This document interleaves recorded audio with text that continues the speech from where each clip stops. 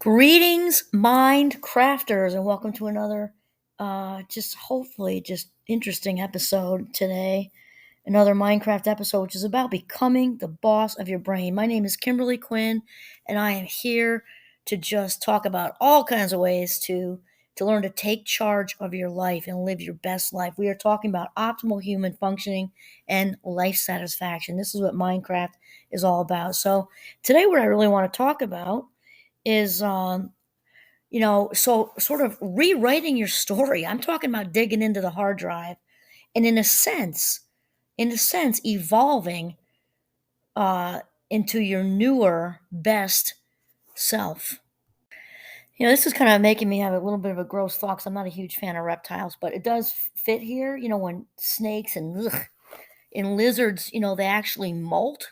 I know some types of birds do this too, but they actually shed and get rid of all that old, the let's just make it metaphorical, the old self to make way for the brand new. And this is what we're talking about. And um, we actually can change the self in as far as taking what we've got and evolving and becoming even better and actually changing our programming. And I have a thing with people talking about neuroscience, so they can't back it up. Well, that's not me. I have a total pet peeve with that. When I hear other podcasters saying backed up with neuroscience, and then you're waiting, and there's nothing. So here we are talking about neurons that wire together, fire together, and we know for a fact we can literally change our lives by actively and deliberately changing our own neural connections, and we have the agency to do so.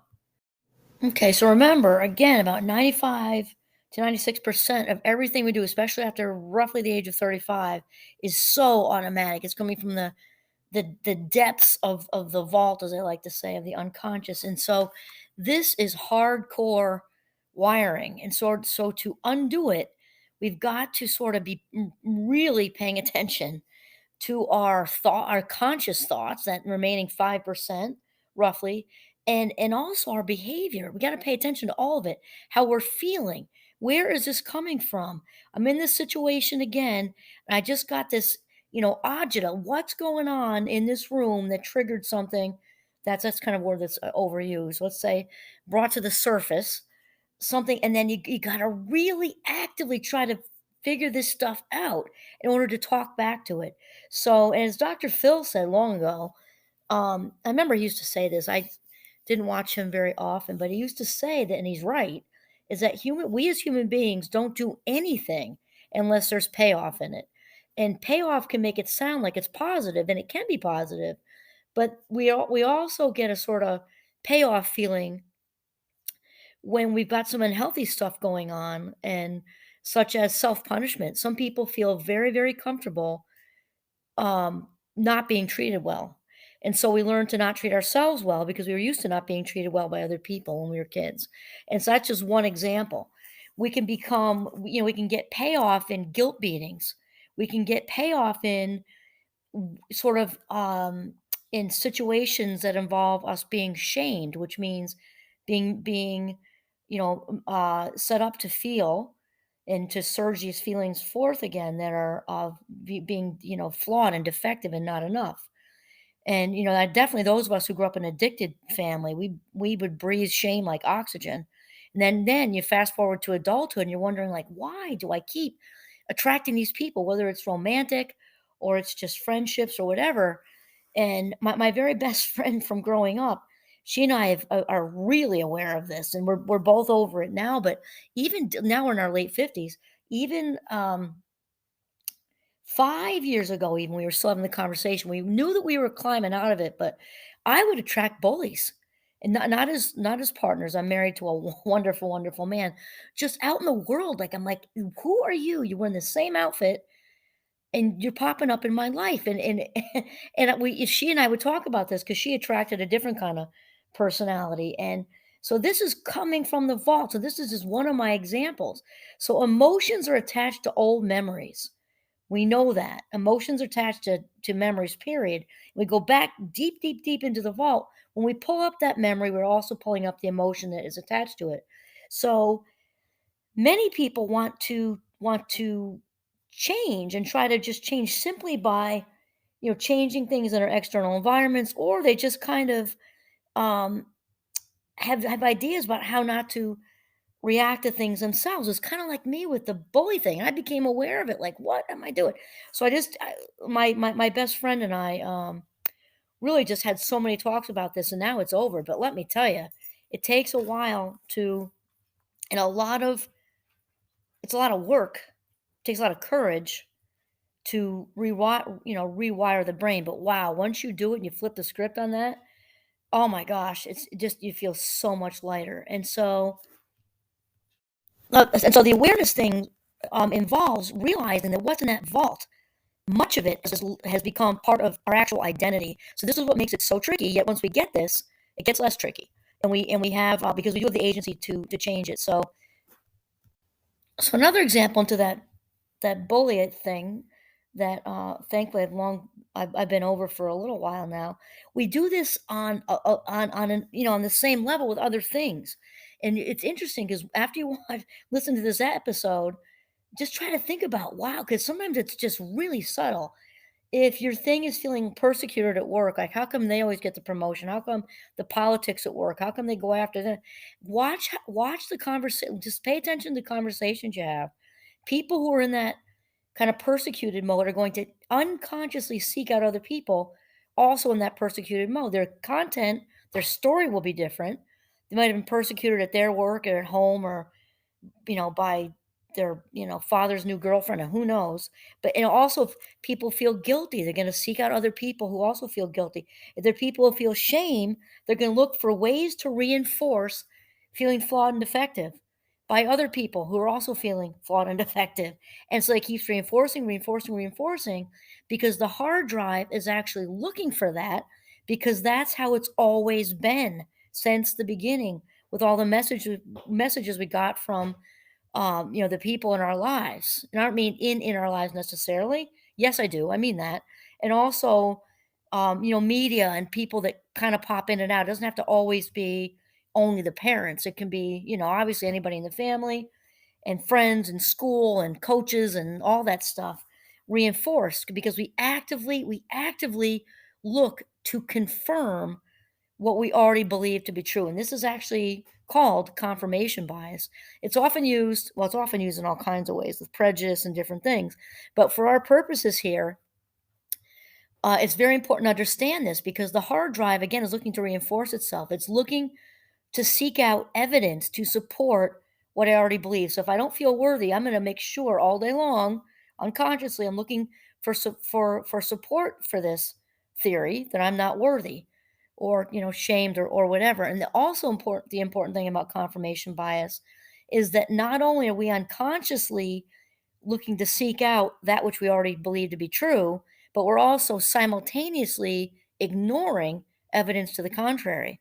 So we're walking around feeling unworthy, and someone, we encounter, four compliments, genuine, heartfelt compliments during the day of wow, you really did this, you did that great, you did this great, and we hear it technically, but we don't. It just goes right by us, because that does not compute with the programming we have underneath.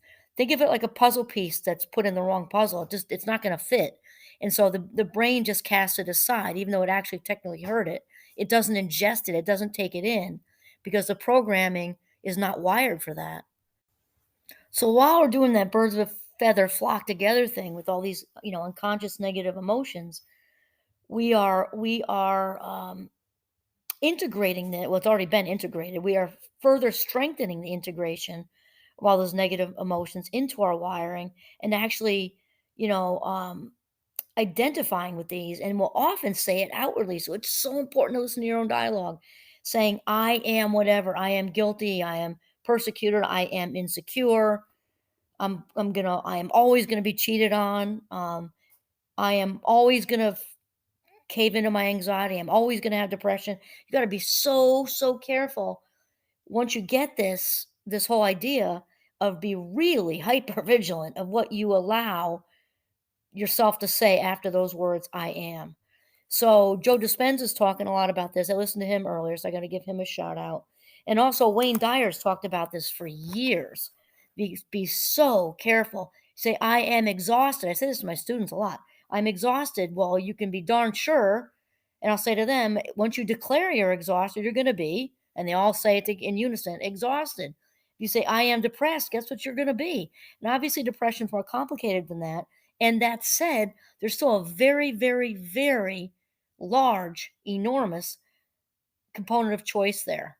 And you can be certainly sure if you're declaring that I'm nervous, I'm anxious, I'm whatever, that's exactly what you're going to be. And so, and Joe Dispenza, Joe D, Dr. Joe D. Really, I'm really liking what I hear from him. I have to tell you, he talks a lot about this. That if so, and he is all about the neuroscience, like I am.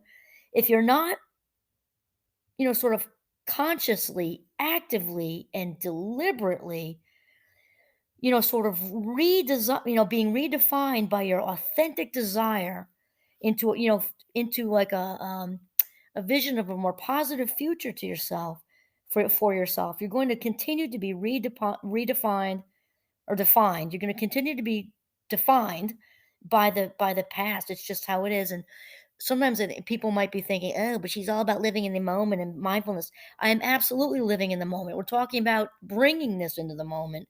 When you do a mindfulness meditation in the morning, consciously thinking during the day, just carving out some deliberate moments to think about this heart's desire, um, for a better future. Because otherwise, we the brain ends up kicking the default network into gear, which is what if you don't remember what that is from a few episodes ago, we all have one. The default network is what, when we're kind of on autopilot, mind's wandering, we tend to land in the hard drive of the vault of the unconscious, which is not a safe place to linger. It just isn't. Picture yourself in a dark alley at night in some major city or something. It's just not a great place to be lingering, or way out in the wilderness, deep, deep in there off the trail. And who knows what could get you out there too. It's just not a good, it's not usually not a good ending.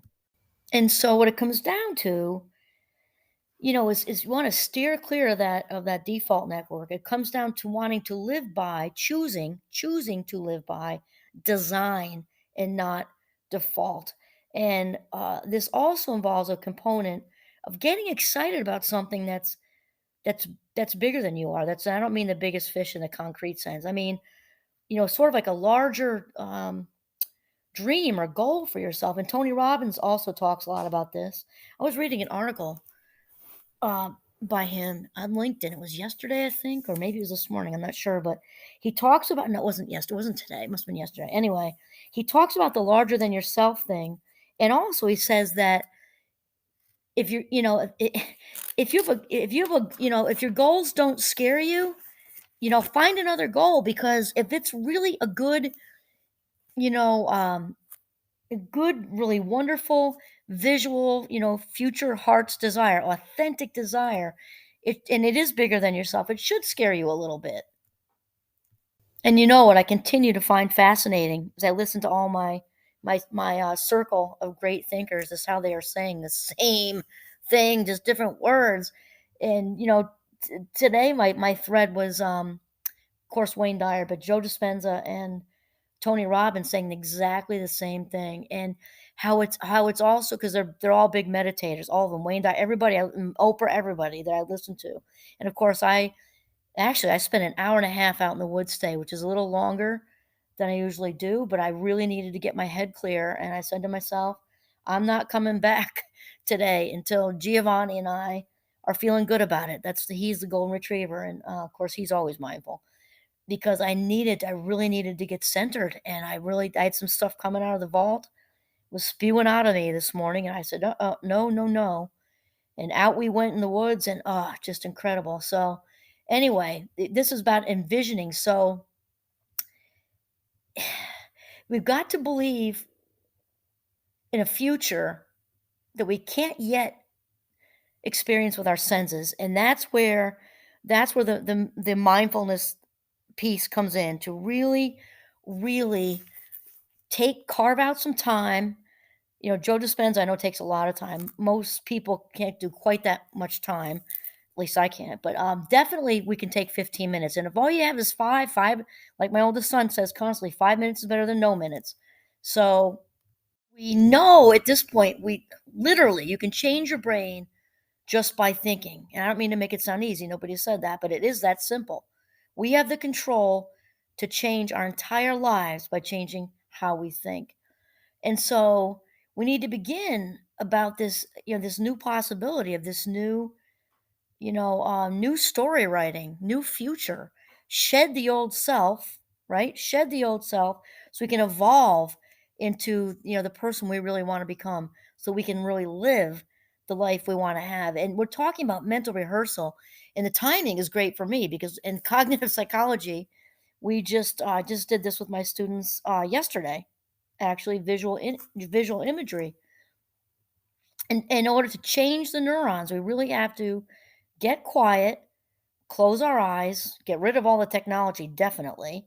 Any distractions, music without words, maybe, but we need to really, really get quiet because if the neurons are going to change, they need no distractions, and it's all about the neurons. So when we start to really envision this, the brain, we start to get that the brain is no longer. What starts to happen is that the brain becomes no longer an old blueprint to the past, but instead or like a memory trail to the past. It becomes instead a map to the future. And might sound kind of backwards to some people, but this is actually how it works. That we have to emotionally embrace our new future before whatever it is that we're trying to manifest will manifest. And I was reading an episode, maybe it was when I was out in the woods. People get so focused on that the manifest, like the actual concrete manifestation of whatever it is that they're desiring. That's such a small part of it, and also doesn't last as long. Does it feel great? It absolutely does. But it's all about the journey, which I realize sounds very cliche, although it's true, because when we're along the journey of trying to invent this new self and slough off that old skin and become our own butterfly, right? We have to and envision it to the point that we actually train the body to feel it. So it's kind of like, and we also, okay, so and we're also celebrating. It's very important to say this. We're celebrating the green lights along the way, not just waiting for that perfect house to happen, or the partner. The waiting thing is over, right? The waiting thing is over as far as you know waiting to feel whole. Like, you got to feel whole now to heal. That's how it works. Or if it's a new partner or a new relationship you're looking for, you got to kind of be that love and feel that love now. Or whether it's a job, you got to find something you're grateful for about that job now, to be in this grateful, abundant place, even if you mostly don't like it, to latch on to a couple things that you really, really, it's a friend, it's a flexibility, something, because we've got to actually train the body to feel that.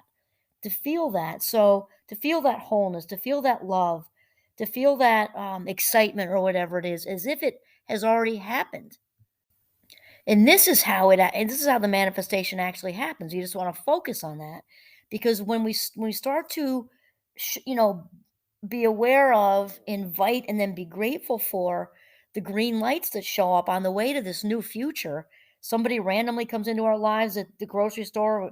We were talking about some book, and then they're talking about it right behind us. My whole life is like this. Then I'm just saying thank you, not even to the person necessarily, or maybe, but in my head, I'm like, oh, that's right. That's the name of it I couldn't figure out. And the green lights, green light, green lights. Or you can also think of it as like a popcorn trail, like a breadcrumbs or something.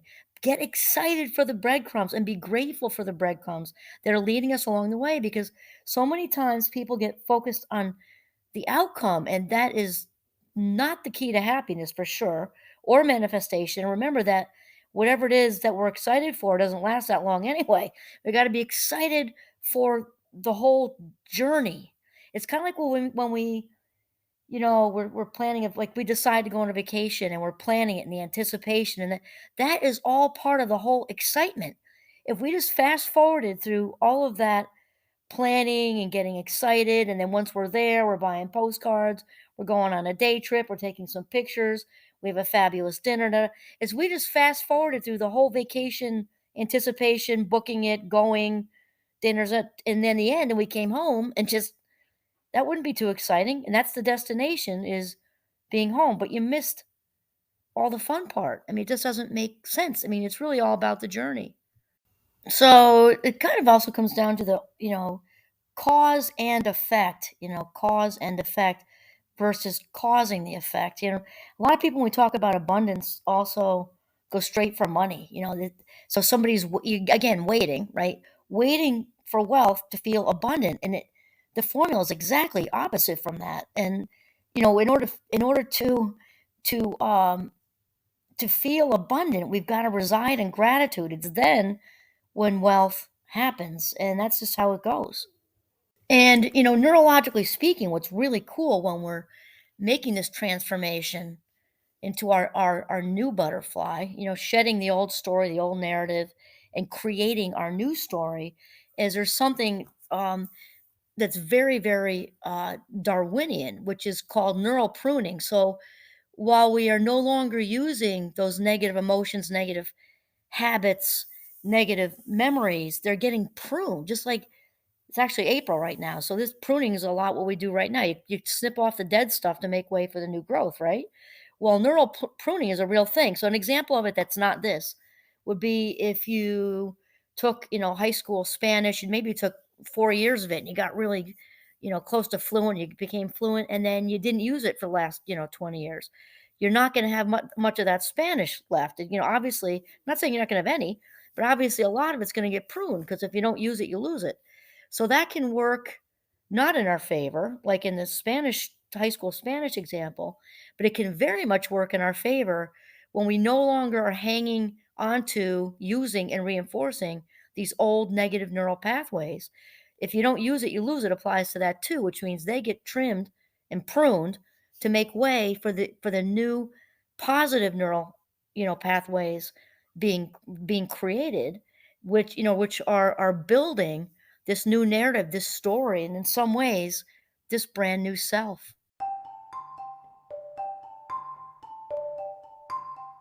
All righty. So we're talking about making the neurological shift from being anchored to the past with all those memories and the attached emotions into this bright new future with a bright new story, new narrative, and brand new, bright and cheerful self living his, her, or their very best life. This is Kimberly Quinn signing off from the beautiful Northern Vermont. Have a mindful day.